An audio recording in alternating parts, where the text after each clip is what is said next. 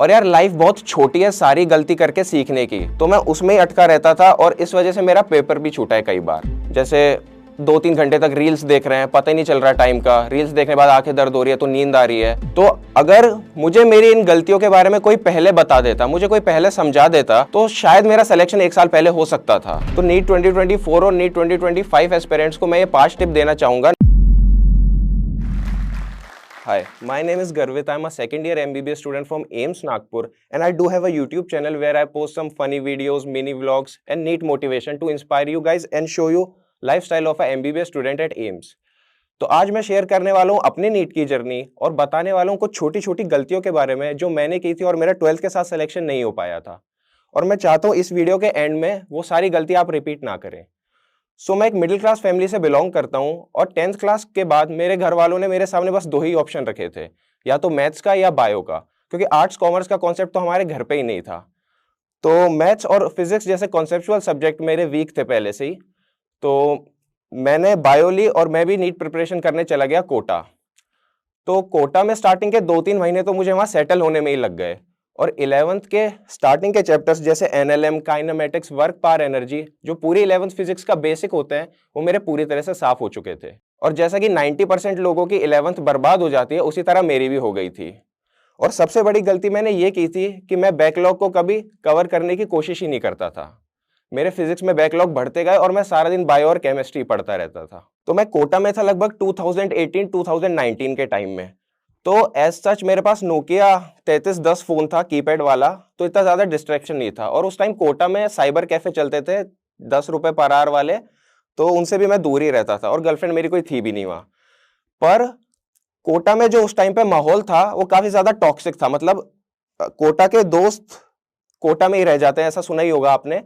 लेकिन जो दोस्त होते हैं आपस में, वो एक कंपटीशन की वजह से मतलब काफी ज्यादा एक टॉक्सिक माहौल बन जाता है और संगत भी गलत रहती है। मतलब कोटा में मैं काफी गलत संगत में भी पड़ गया था, अपने दोस्तों के साथ इधर उधर घूमता था, कभी कभी कोचिंग बंक कर देता था।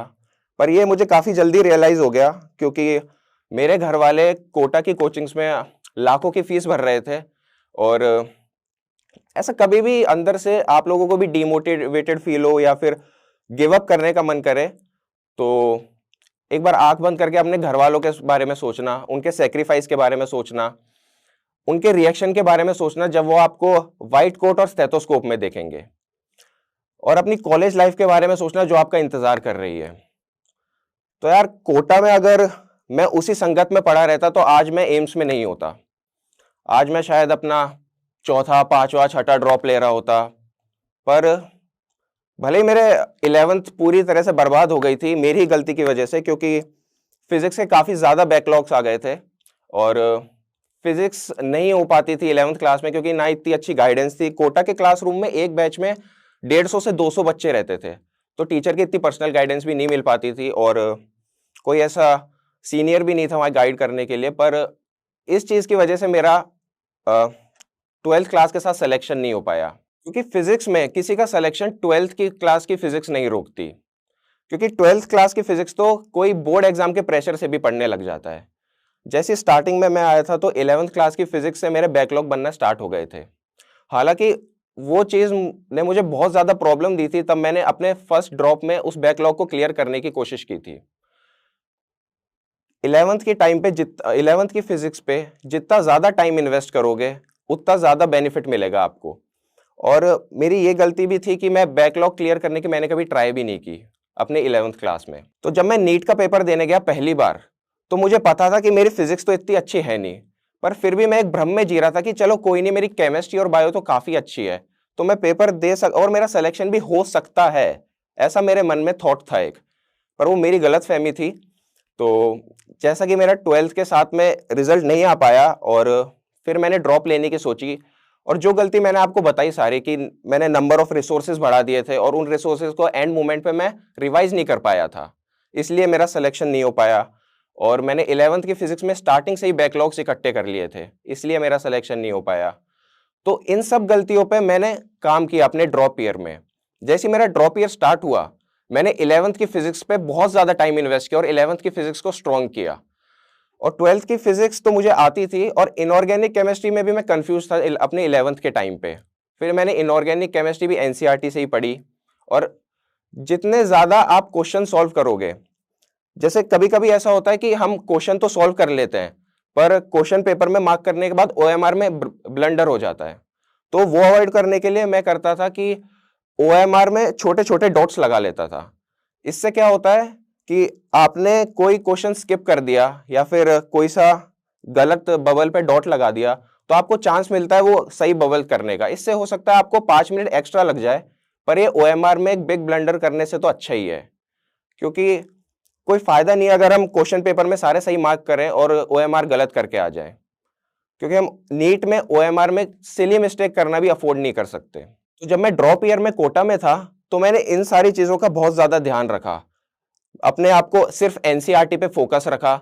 बायो में मैंने काफी सारी एनसीईआरटी बेस्ड न्यूमेरिकल की प्रैक्टिस की, और एनसीईआरटी की मल्टीपल रीडिंग। मैंने एनसीईआरटी इतनी बार पढ़ी थी कि मुझे उसके पेज नंबर्स भी याद हो गए थे।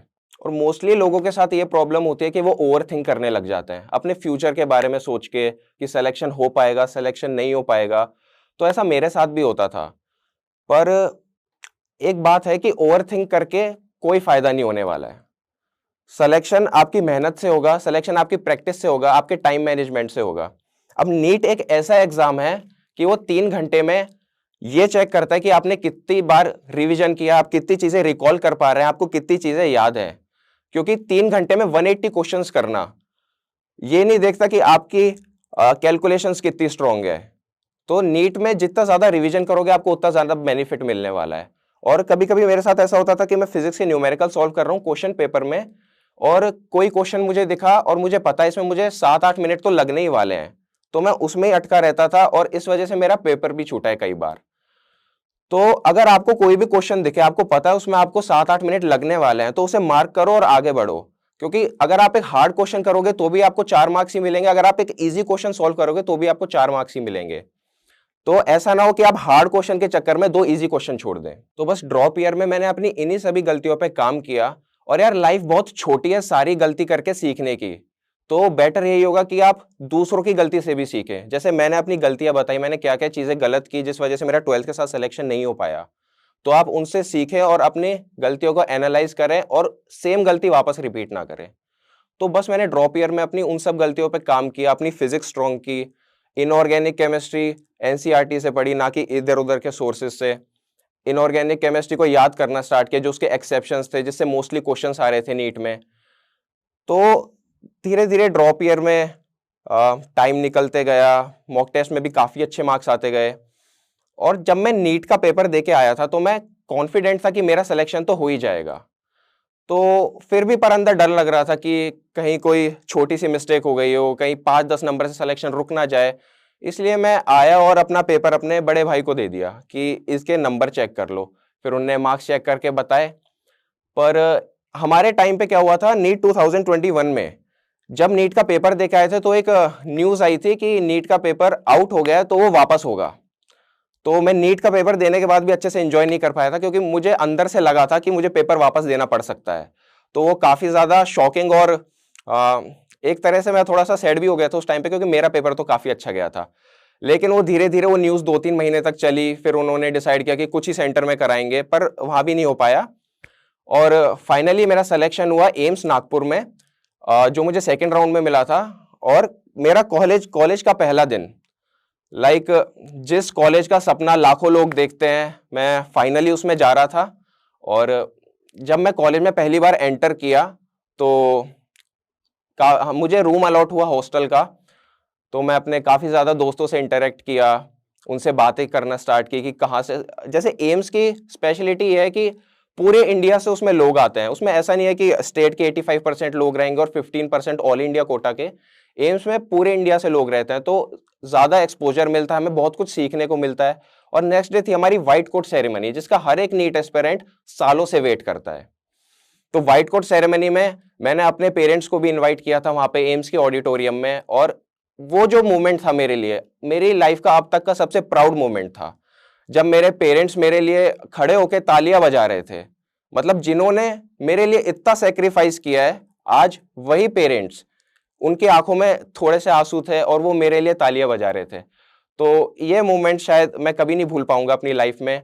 और मेरे नीट की जो 2-3 साल का सेक्रीफाइस था, 11th 12th बैकलॉग, डिप्रेशन, कभी भी ऐसा फेज आए तो गिव अप नहीं करना।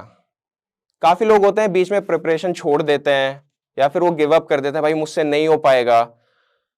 उससे बेटर ये होगा कि ओवरथिंक को छोड़ के, डिप्रेशन को छोड़ के आप अपनी गलतियां एनालाइज करें, आप अपनी गलतियों पे काम करें। तो अगर मुझे मेरी इन गलतियों के बारे में कोई पहले बता देता, मुझे कोई पहले समझा देता कि ये सब गलतियों को एनालाइज कर, इन पे काम कर, अपनी फिजिक्स स्ट्रॉन्ग कर, फिजिक्स के न्यूमेरिकल प्रैक्टिस कर, तो शायद मेरा सिलेक्शन 1 साल पहले हो सकता था। तो मैं चाहता हूं ये छोटी छोटी गलती आप रिपीट ना करें, क्योंकि अब तो नहीं पर उस टाइम काफी रिग्रेट होता है जब आपका सिलेक्शन नहीं हो पाता, सिर्फ कुछ छोटी छोटी गलतियों की वजह से जो आपने स्टार्टिंग में की थी वो वापस आपके पास आती ही है। ऐसा नहीं आप कोई भी गलती करके या फिर कोई भी किसी भी काम से बाहर निकल के आप उससे बच जाएंगे, वो वापस आपके पास आने ही वाला है। तो नीट 2024 और नीट 2025 एस्पिरेंट्स को मैं ये 5 टिप देना चाहूंगा। नंबर 1 कि कभी भी बैकलॉग्स क्रिएट मत करो, क्योंकि वो बैकलॉग्स क्रिएट होते होते आपके पीछे एक बर्डन बन जाता है, फिर वो कभी क्लियर करने का मन ही नहीं करता।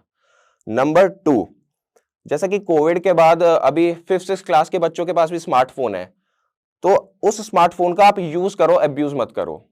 जैसे 2-3 घंटे तक रील्स देख रहे हैं, पता ही नहीं चल रहा टाइम का, रील्स देखने के बाद आंखें दर्द हो रही है तो नींद आ रही है, तो उस स्मार्टफोन का यूज करो। जैसे ऑनलाइन स्टडी प्लेटफॉर्म अभी इतने सारे आए हैं कोविड के बाद, कोई अगर डाउट है तो काफी सारे ऐप है जिसपे आप क्वेश्चंस की फोटो ऐड करोगे तो उसका सॉल्यूशन मिल जाएगा। और तीसरी टिप कि कंसिस्टेंसी मेंटेन करो, बी कंसिस्टेंट।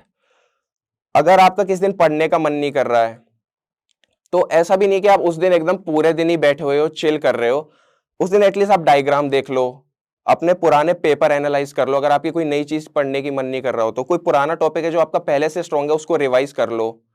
तो कंसिस्टेंसी बहुत इंपॉर्टेंट है नीट के एग्जाम के लिए, क्योंकि नीट का सिलेबस बहुत ज्यादा वास्ट है।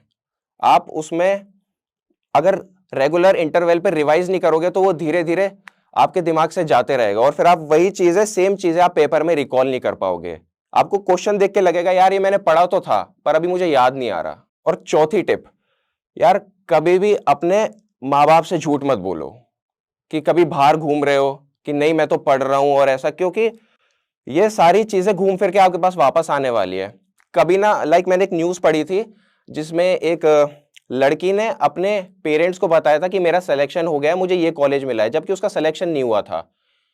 और उसके माँ बाप उस कॉलेज में उसे लेके भी गए, उसका काउंसलिंग में पार्ट भी कराया, पर वहां जाके पता ही लग गया, ऑलमोस्ट वो पता ही लगने वाला था कि वो झूठ बोल रही है। तो फिर लड़की ने रीजन दिया कि मैं बहुत डर गई थी इसलिए मैंने झूठ बोला।